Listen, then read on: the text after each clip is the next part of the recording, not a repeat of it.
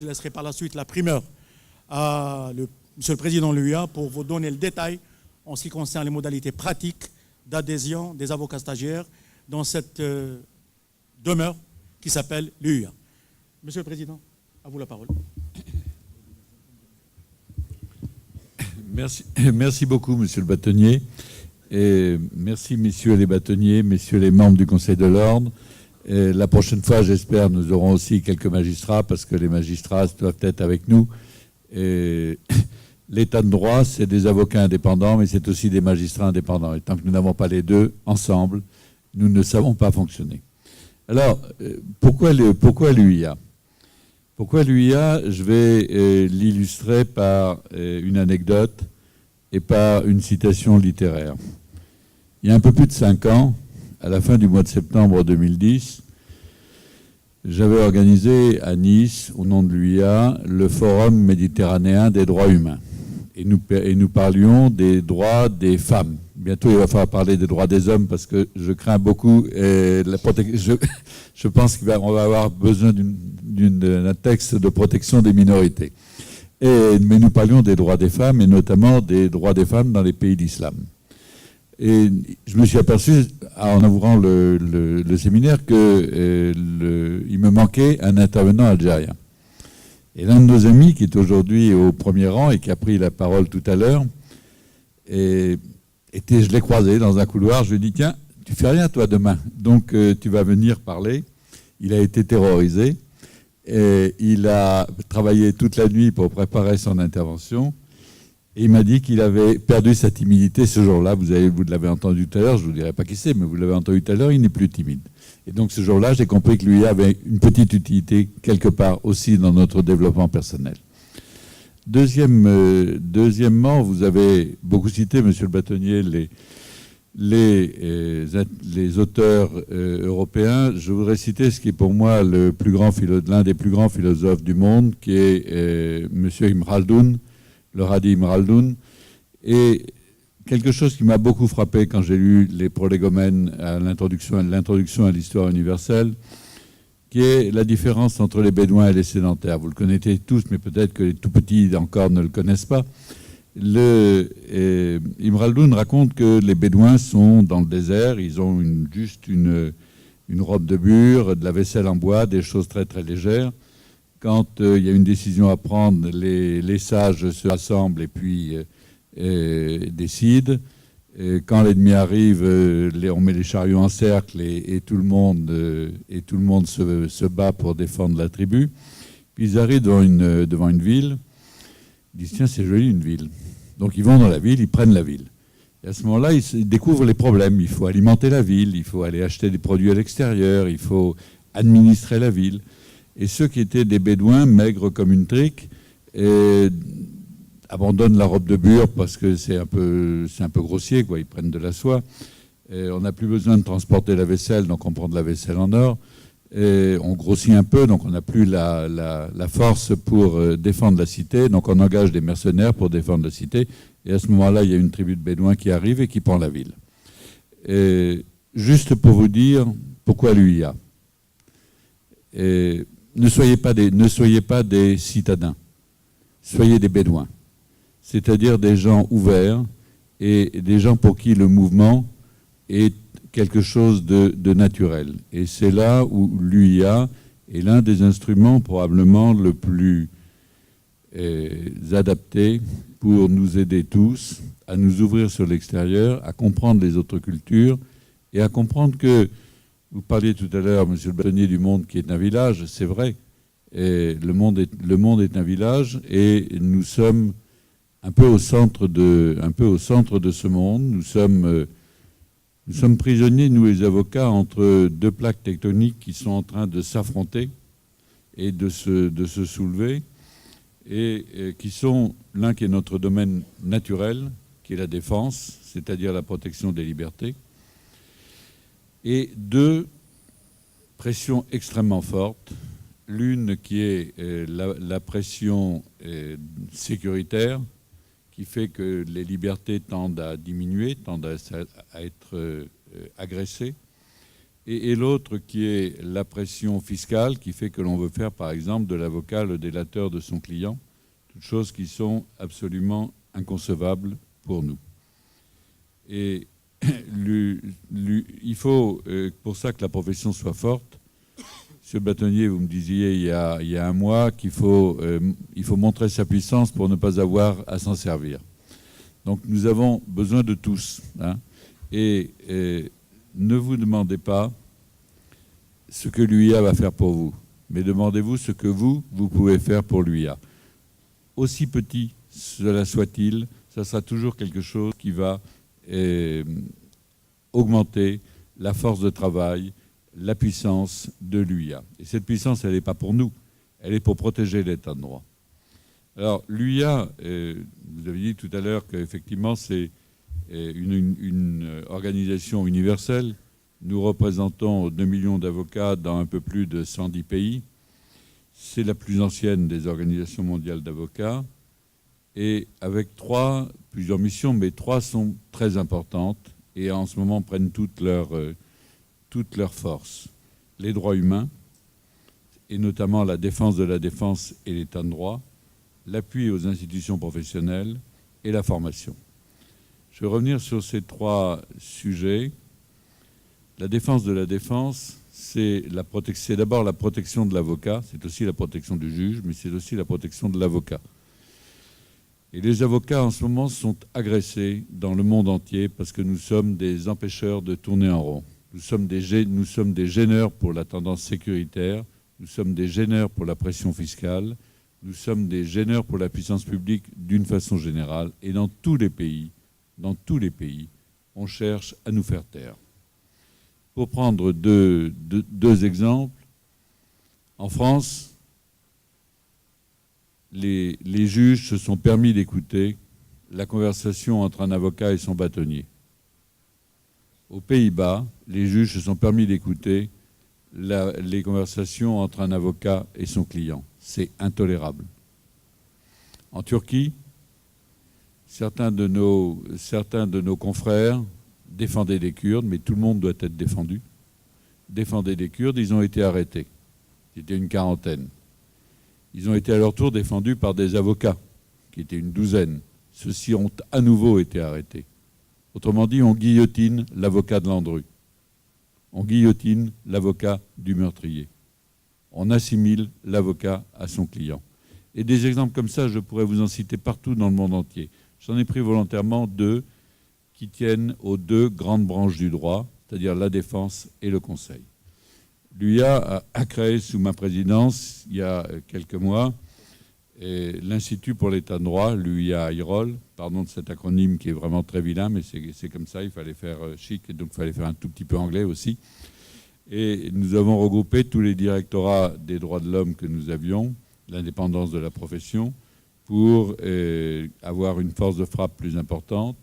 Il y a en ce moment une vingtaine d'avocats qui sont dédiés à ces activités, qui vont dans le monde entier, qui vont protéger nos confrères, qui vont assister, s'assurer qu'ils ont droit à un procès équitable lorsqu'ils sont jugés, les sortir de prison quand ils sont arrêtés pour des motifs qui n'ont rien à voir avec la criminalité, et s'assurer que l'on reste dans le monde entier dans l'état de droit. Et il n'y a pas d'état de droit sans une profession d'avocat libre et indépendante. C'est pas possible. L'appui aux institutions professionnelles, c'est aussi un peu la même chose. Et nos institutions sont aussi des instruments qui gênent, parce qu'elles portent la parole de l'avocat, elles portent le droit à la défense, et nous retrouvons dans des pays des tentatives de mettre les avocats ou de mettre les juges au pas. En Pologne, en ce moment, vous l'avez sûrement lu dans la presse, les magistrats ont été mis sous une pression forte. On a changé les membres du Conseil constitutionnel. Il y a une mission de l'UIA qui va partir ces jours-ci à Varsovie pour intervenir sur ce sujet. C'est ce que je vous disais tout à l'heure. Juge libre, avocat libre. Nous ne servons à rien si nous n'avons pas en face de nous des magistrats libres et indépendants comme nous. C'est aussi, par exemple, Nous avons une mission qui est partie en Serbie pour aider le barreau serbe qui était en conflit avec le gouvernement, pour essayer de trouver une médiation entre le barreau serbe et son gouvernement, ce à quoi d'ailleurs nous sommes arrivés, pas tout seuls bien sûr, avec les autres organisations internationales. Et c'est une part très importante de notre mission. C'est les membres de la présidence y consacrent beaucoup de temps. Nous avons lancé, toujours dans ce domaine, un travail considérable qui est la Charte des droits des réfugiés. Et la plupart des pays ont signé la Convention de Genève de 1951 qui assure l'obligation pour les États d'accueillir les réfugiés. Le seul problème, c'est que cette convention a plus de 60 ans maintenant et que la notion de la définition du réfugié tel qu'il existe dans la Convention de Genève n'a plus rien à voir avec le problème actuel. Le réfugié, dans la Convention de Genève, c'est celui qui est persécuté. Ce n'est pas celui qui est obligé de quitter son pays par fait de guerre. Et donc, il y a des conventions annexes. L'Organisation des États africains, par exemple, l'Organisation de l'Union africaine, par exemple, a sorti une convention qui, elle, inclut les réfugiés pour fait de guerre et non plus pour fait de persécution dans la définition des réfugiés. Donc nous travaillons sur 3 sujets majeurs, qui sont cette définition des droits des réfugiés, la formation des avocats qui viennent aider les réfugiés. La situation est intolérable en ce moment, intolérable. En Grèce, les réfugiés passent devant, non pas devant un juge, mais devant la police.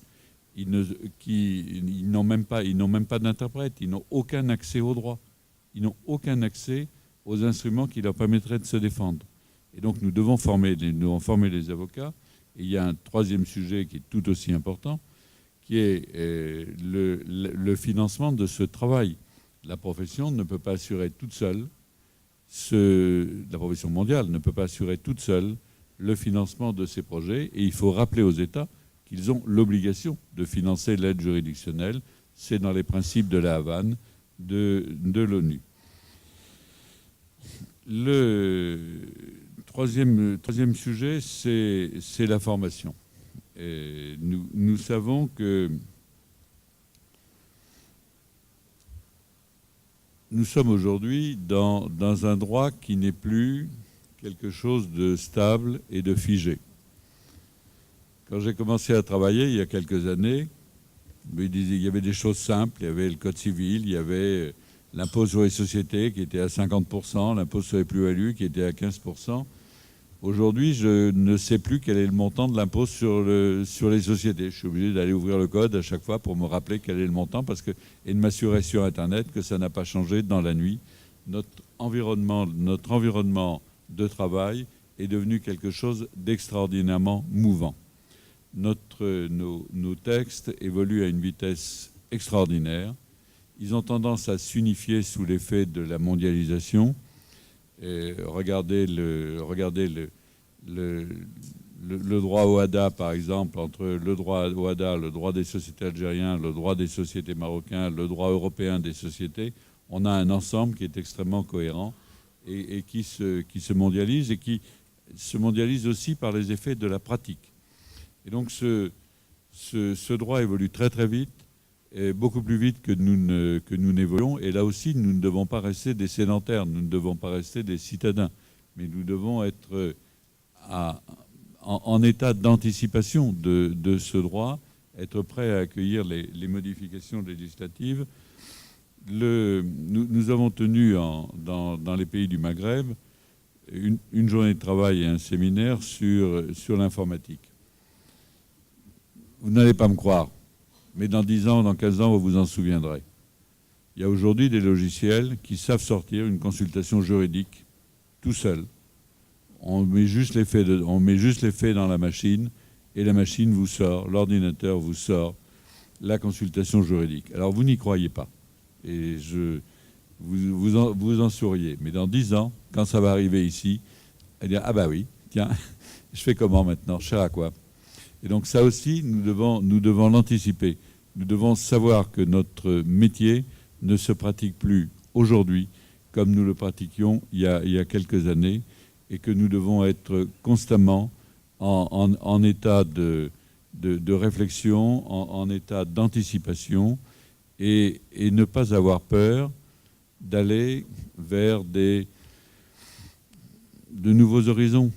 Et dans tous les pays, on a des innovations dans la profession. L'avocat français maintenant peut être agent sportif, il peut être agent de spectacle, il peut même faire de la transaction immobilière. Et nos confrères américains font de la publicité dans les journaux et à la télévision depuis des années. Et il y a 15 jours est sorti à Paris un clip publicitaire. Et de temps en temps, on a tendance à faire les villages gaulois d'Astérix. C'est ah non, ça ne va pas toucher. Et on confond deux choses qui sont liées mais qui ne sont pas la même chose. On confond la déontologie et les règles d'exercice. La déontologie, elle est universelle et elle est immuable. Elle existe depuis la nuit des temps, depuis que notre profession existe, et elle s'applique avec quelques variantes, bien sûr, mais elle est la notion de conflit d'intérêts, la notion de secret professionnel, la notion d'indépendance, la notion de confraternité sont des notions que tous les avocats du monde connaissent. Alors, il y a bien sûr quelques nuances à chaque fois, mais c'est des notions universelles. Et à côté de ça, la réglementation d'exercice, c'est des choses qui servent à un moment donné, dans un état de la civilisation, à protéger la déontologie. Mais ce ne sont pas la déontologie. J'entendais, il y a 15 jours à Casablanca, un confrère dit « Mais non, les avocats ne peuvent pas avoir de logo ». Et je voyais en même temps s'afficher le logo de l'ordre de Casablanca sur l'écran. Je ne comprends plus, là. Monsieur le bâtonnier, tout à l'heure, a eu la gentillesse d'avoir un porte-clés avec mes armoiries, parce que moi, je suis un lion, donc je suis dans mon pays ici. Et c'est un logo aussi. Et voilà. Et donc, à un moment donné, on interprète la loi de façon tout à fait rigoureuse. On a peur, on se recroqueville. Il faut être des conquérants. Il faut aller sur les nouveaux marchés. Tout à l'heure, on parlait d'aller vers la fiscalité. C'est honteux d'avoir abandonné la fiscalité aux experts comptables. On doit progresser, on doit être en permanence en état de se dire qu'est-ce que je peux faire de plus pour assurer mon rôle. Et mon rôle, fondamentalement, c'est défendre l'état de droit. Que je le fasse en conseillant, que je le fasse en rédigeant un contrat, que je le fasse en plaidant, fondamentalement, mon rôle, c'est la défense de l'état de droit. Et la défense de l'état de droit, c'est quoi? Il y a deux façons de régler les conflits humains. Il y a le droit et la violence. Nous, ici, dans cette salle, nous avons fait un choix, qui est le choix du droit, et pas le choix de la violence. Voilà. Alors, j'espère vous devoir donner envie de venir travailler à l'UIA, parce que c'est là que vous allez vous épanouir et ouvrir vos... pas seulement l'esprit, pas seulement les oreilles, mais l'esprit à la pratique universelle de la profession et tirer parti des enrichissements, des pratiques différentes que nous voyons un petit peu partout.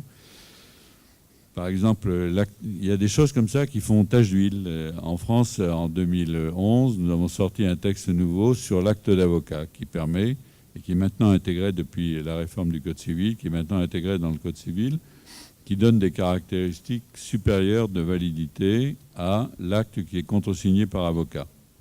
Ce n'est pas pour faire comme les notaires, c'est pour donner plus de poids aux actes que nous faisons. Bien, l'acte d'avocat est arrivé en Afrique au travers du règlement uniforme sur la profession d'avocat des pays de l'UEMOA. Pourquoi on ne l'a pas ici? Je discutais hier soir avec les bâtonniers pour dire il faut qu'on aille voir le ministre et puis qu'on lui dise voilà, faut adopter aussi un texte comme ça qui n'est pas pour nous, qui n'est pas un avantage pour nous, qui est juste un avantage pour le client. Et voilà. Donc venez à l'UIA. J'ai pris ce matin la décision de donner un tarif privilégié aux stagiaires. Il ne faudra pas le dire dans les autres pays. Hein. C'est quelque chose qui va être un secret entre nous, hein, et le secret professionnel, hein, vous vous souvenez. Voilà, donc c'est juste pour vous apprendre ce qu'est cette grande maison, hein, qui est une grande maison dans laquelle on est avant tout dans le domaine de la convivialité. Nous sommes avant tout des amis. Nous nous connaissons tous ici autour de cette table depuis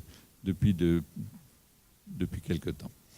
Et on ne va pas donner le nombre de temps, parce que même si les dames ne vieillissent pas, laissons le temps au temps, absolument. Donc venez, rejoignez-nous et travaillez. Ce n'est pas seulement de venir, c'est pas seulement de venir à un séminaire, c'est aidez-nous, intervenez et faites des choses pour assurer la promotion de la profession d'avocat, qui est finalement notre profession, notre vocation. Hein. Ce n'est pas un métier, c'est vraiment une vocation. Voilà, merci beaucoup et encore une fois, je suis très heureux d'être ici parmi vous. Merci, Monsieur le Président.